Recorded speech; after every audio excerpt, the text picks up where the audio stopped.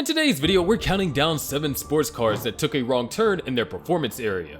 We're not here to bash anyone's favorite speed demons, but let's just say that these rides went from roaring lions to purring kittens. But before we begin, like and subscribe if you'd like to buy this Bugatti for $1. Honda Civic Type R.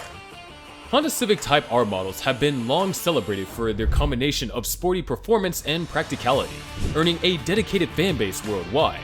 However, not every iteration has been met with unanimous applause, and the Honda Civic Type FN2R is a notable example of a hot hatch that left some enthusiasts, well, underwhelmed. The Civic Type R family has always been known for pushing boundaries, but then came the FN2R, a version that felt like it missed a beat. The design, for starters, didn't quite hit the mark. While earlier models embraced an aggressive aesthetic, the FN2R seemed to lose some of that edge. One peculiarity that turned heads, for the wrong reasons mind you, was the rear view mirror, a small detail that spoke volumes about the FN2R's departure from the iconic Type R DNA. It went from a sporty statement to something that you'd find on an average commuter. Under the hood, the FN2R delivered 201 horsepower, which isn't exactly a giant leap from the 200 horsepower of its previous model. Now, while we're not expecting a revolutionary increase in power with each model, the modest upgrade left enthusiasts wondering if it was in fact worth the hype. In the grand scheme of the Type R evolution, it's not that the FN2R was a flop, but it was probably that chapter that you would want to flip past quickly. Mercedes W124. The Mercedes W124, born in the mid-80s, is often hailed as one of the epitomes of solid German engineering, known for its robust build quality and luxurious demeanor. However, as time passed, the W124, which was not a sports car but rather a mid-size executive car, faced challenges that left its reputation a bit tarnished. At first, the W124 was known for its sturdy design, which, as we said, represented the epitome of German engineering. However, over the years, a lurking issue began to surface. Sourcing spare parts turned into a headache, and what seemed like a minor inconvenience at first slowly morphed into a major drawback. Over time, more issues came up: mechanical, electrical, lights, switches, and aging suspension components. The main fault that seriously damaged the 124's reputation was the persistent rust issue.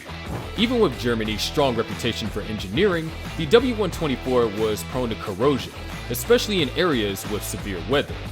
Customer satisfaction, once sky high, began to dread as owners found themselves grappling with a car that demanded more time in the shop than on the road. Ferrari 348.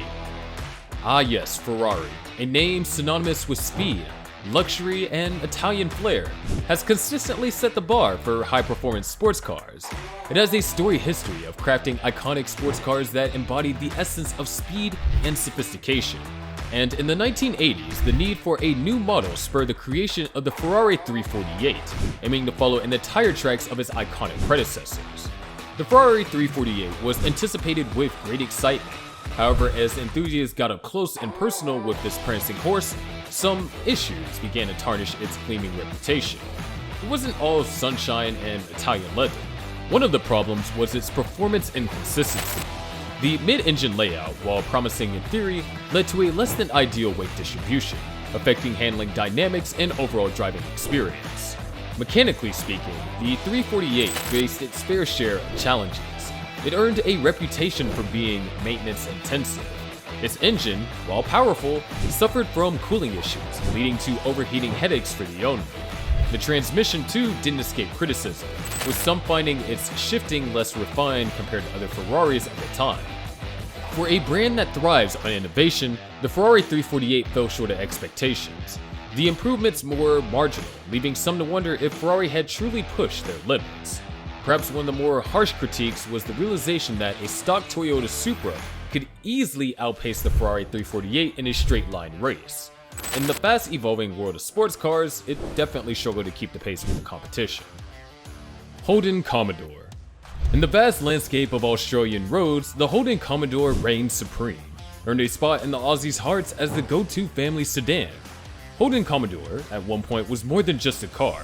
It was an icon ingrained in the cultural fabric of the country. It was the kind of car that could carry your surfboard and a boot full of snacks for a weekend Barbie, as the Aussies call it. It's an automotive legend in its own right. However, as trends tend to go, the market took a U-turn, swapping saloons for SUVs. Holden found itself in a bit of a pickle. In response to this seismic shift, General Motors, the parent company of Holden, made a perplexing decision.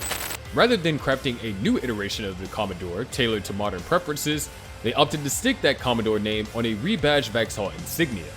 Picture this: the iconic Holden Commodore, once a symbol of Aussie automotive prowess, was reduced to being a nameplate on the back of a European import. To add insult to injury, no real changes were made to the car except the cosmic surgery of putting Commodore on the trunk. Holden's Commodore, which once represented the epitome of Australian motoring, found itself tethered to a car that lacked the charisma, performance, and innovation of its forebears. Dodge Charger. Once upon a time in the muscle car kingdom, the Dodge Charger emerged with the ferocity of a V8 powered tornado. It was the epitome of American muscle, a four-wheeled beast that make you feel like you was driving a small house with a Hemi engine. The kind of car that made your neighbor question their life choices. Then, tragedy struck. The fuel prices in the US skyrocketed, and muscle cars faced an existential crisis. The Dodge Charger, once the king of the asphalt jungle, faced extinction. It was like telling Thor that he had to give up Mjolnir. It was heartbreaking to say the least. After a hiatus that felt longer than waiting for your pizza delivery, the Charger did make a comeback in 1982, but here's the kicker. It came back with all the power of a kitten high on caffeine. It was a weak attempt at resurrecting the glorious days of the tire-shredding burnouts and the booming engines. It's like the Charger carries the weight of its past glory, like a grandparent, reminiscing about the good old days. I mean, sure, it's still a muscle car, the brute force is there, but the thunderous roar has turned into a polite cough. The new Charger just doesn't give off the vibes of its 70s counterpart. The Charger may still carry the name, but the spirit of the original seems to have taken a detour, leaving us longing for the days when it ruled the roads with an iron fist. It's almost as if the name Charger is now used for brand marketing rather than creating the monster it once was. Mitsubishi Eclipse. Enter the Mitsubishi Eclipse, once the affordable sports car that made enthusiasts rub their hands together as they stumbled upon a buffet. It was the budget-friendly speedster boasting a 195 horsepower 4-cylinder turbo engine named 4G63T. Back in the day, the tuning potential had gearheads drooling like kids in a candy store. But then, like a plot twist in a movie, the third generation rolled in. The four-wheel drive system went on vacation, leaving us with a front-wheel drive. Turbo? Poof, gone, like a magician's bunny. And in its place, we got a V6 model that promised more speed, but delivered about as much as a caffeinated sloth. 210 horsepower, to be precise. Suspension? Oh, it went from tuned for cornering to tuned for comfort. As if Mitsubishi decided the Eclipse needed a midlife crisis.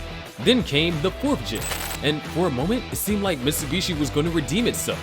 The Evo engine, all-wheel drive, and a body that mimicked the 2nd gen GSX? It was a glimmer of hope, but alas, Mitsubishi had other plans.